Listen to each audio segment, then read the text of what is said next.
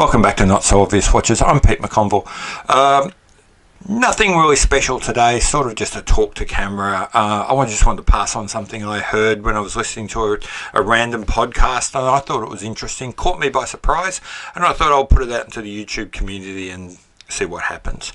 So the first thing is, this podcast I was listening to was one of the back catalogue of a reasonably new podcast called Scottish Watches.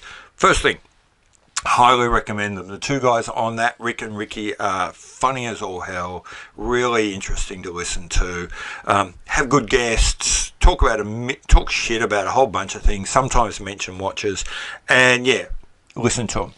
So yesterday I was driving out and listening to some of the back catalogue. When I say back catalogue, they've only been going for a couple of months, so it's like goes back to February. And so number 16, if you want to look it up, they were talking to a guy, Mike Richmond, bit of a micro brand guru in the UK, and he said this thing that really caught me. They were talking about micro brands that were going somewhere, and he mentioned Spinnaker. And I thought to myself, yeah, they are clearly a powerful micro brand. They're clearly going to be something. One day they might end up owning their own facilities, blah, blah, blah. Well, bugger me if they don't already. What this guy says is, you need to understand that Spinnaker is the same company as Aviate, and is, I think if I heard this right, the same company as Thomas Earnshaw. They have their own production facilities. All of those watches came out of the same place in China. They're not a micro brand at all. They're no different to many of those brands that Jody talks about on Not So Obvious Watches, like Caddis and those guys who just punch out vast amounts of stuff for the market.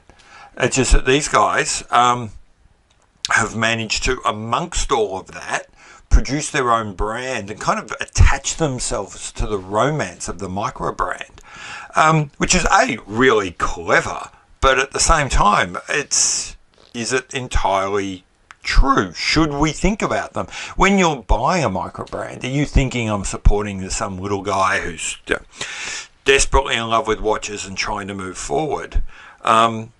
And what does it do if you think that, this little company that you thought was struggling to make its way is actually this massive corporation that owns its own production facilities, owns 3 brands, and is no different to most other watches? Does it matter? Do we care?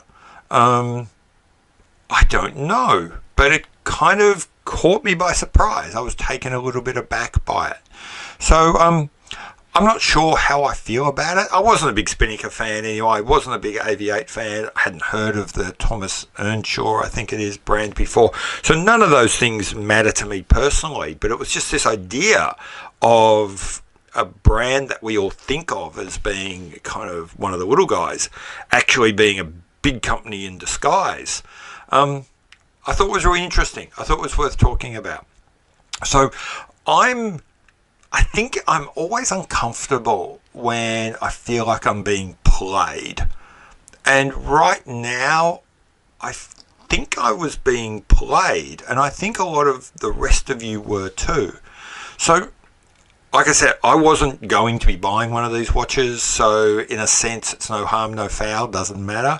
But if you do, if someone who watches this video is a Spinnaker fan, does it change your opinion of the company? Does it change your opinion of the watch to think that this isn't some little guy working away, desperately trying to make his way, but is in fact just another, Chinese factory that happens to have really cottoned onto a great marketing trick? Does it matter to you? Does it change the way you look at your watch? I'd be curious to know. That's really about it. I've got nothing else to talk about today. Please, if you're in that position, I would love you to leave comments. I'm more curious about in gathering your ideas and what you think than I am actually putting my own ideas out there. If this is useful, if you want to, this is actually a bit of a departure for me. This is not my normal content, but I think I might do more of this sort of stuff, make it a bit more sort of conversational, me chatting to my anonymous friends on the other side of the camera lens. But yeah, anyway, if you're interested in more of that stuff, please subscribe. You'll get more of it. And yeah, I'll see you later. Bye.